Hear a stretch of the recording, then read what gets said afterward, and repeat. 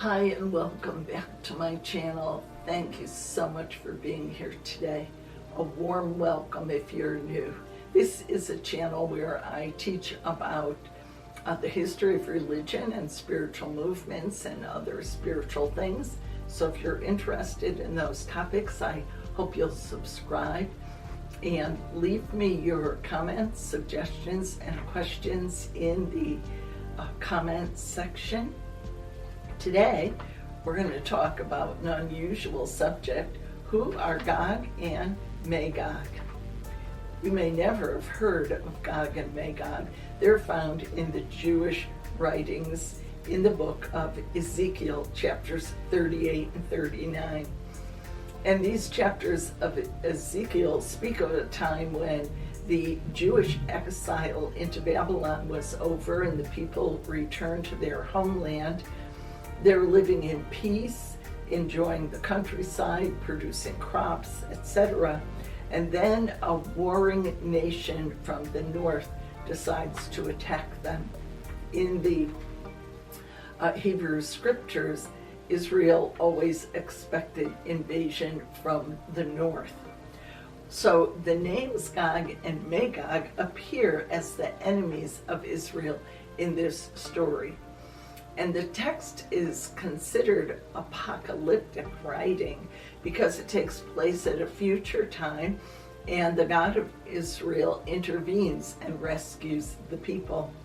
And in doing so, cosmic forces are used: earthquakes shaking the land, mountains being overturned, cliffs tumbling, pestilence, bloodshed, hailstones, etc. Well, although the prophecy refers to Gog as an enemy in the future, and it's not clear what is meant by the end of days, it's because that term means latter days, and so it's open to interpretation.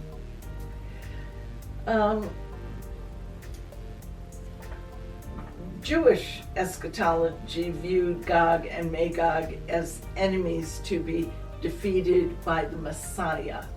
Christian interpretation is a bit more apocalyptic, Gog and Magog being allies of Satan against God at the time of the millennium, as they read it in the book of Revelation.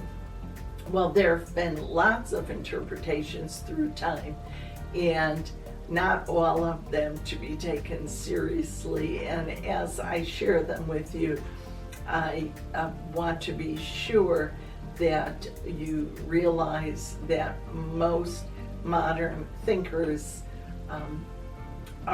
do not agree with these legendary interpretations. But a legend was attached to Gog and Magog by the time of the Roman period, that the gates of Alexander were erected by Alexander the Great to repel the warring tribes.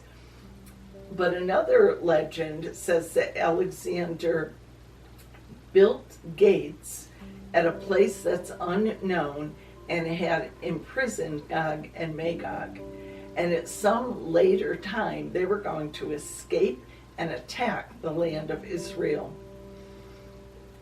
In the hands of the early Christians, they identified Gog and Magog as the Huns, the Khazars, the Mongols, and other nomadic tribes that were invading the Roman Empire. At one time, the 10 lost tribes of Israel were called Gog and Magog. Early Christian writers, for example, Eusebius, frequently identified Gog and Magog with the Romans and their emperor. After the empire became Christian, Ambrose identified Gog with the Goths, Jerome with the Scythians and the Jordanes. The Byzantine writer Procopius said it was the Huns Alexander had locked out. In the early 19th century, some rabbis identified the French invasion of Russia under Napoleon as the War of Gog and Magog. Now, during the Cold War, the idea that Soviet Russia had the role of Gog gained some popularity, primarily because Ezekiel's words describing him as the Prince of Meshech, Rosh Meshech in Hebrew, sounded suspiciously like Russia and Moscow. President Bush even identified Gog and Magog in the prelude to the 2003 invasion of Iraq. He said that Gog and Magog are at work in the Middle East. This confrontation, he urged French leaders, is willed by God, who wants to use this conflict to erase his people's enemies before a new age begins. My thought is that George W. Bush probably should not have dabbled in prophecy. Zechariah L. Qazwini, I believe. It's spelled Qazwini, but I definitely have probably pronounced it wrong. He died in the year 1283. In two works called Cosmography and the Geography, Gog and Magog, he said, live near to the sea that encircles the earth and can be counted only by God. They are only half the height of a normal man, with claws instead of nails, and a hairy tail and huge hairy ears, which they use as mattress and cover for sleeping. They scratch at their wall every day until they almost break through. They break for the night, saying, tomorrow we will finish, and at each night God restores it. Then one day, as they stop scratching for the night, one will say, tomorrow we will finish, God willing. And in the morning, it is not restored as with every other night. And when they do break through, they will be so numerous that their vanguard is in Syria and their rear guard in Khorasan. Well, this is just a good illustration of how imaginative the human mind can be, how we love conspiracy theories, whether it deals with Easter Island or who planned the assassination of John Kennedy, or the amazing voting machines of the 2020 election proposed by Sidney Powell.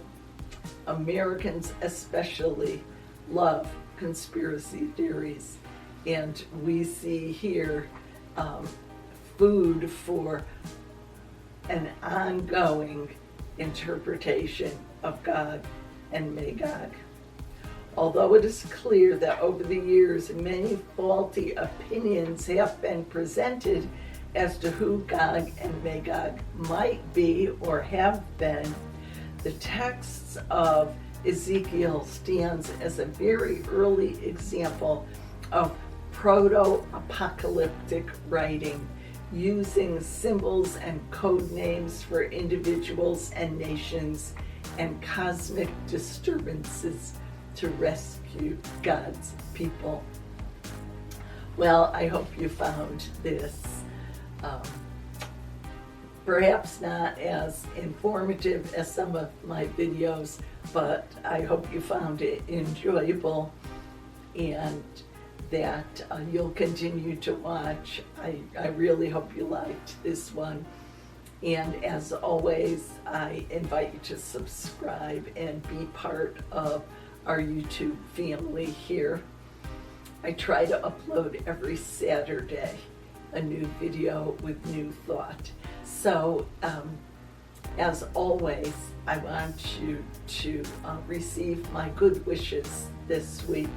I hope that you have a safe and a well week, and you can join with me again next time. I'll see you soon.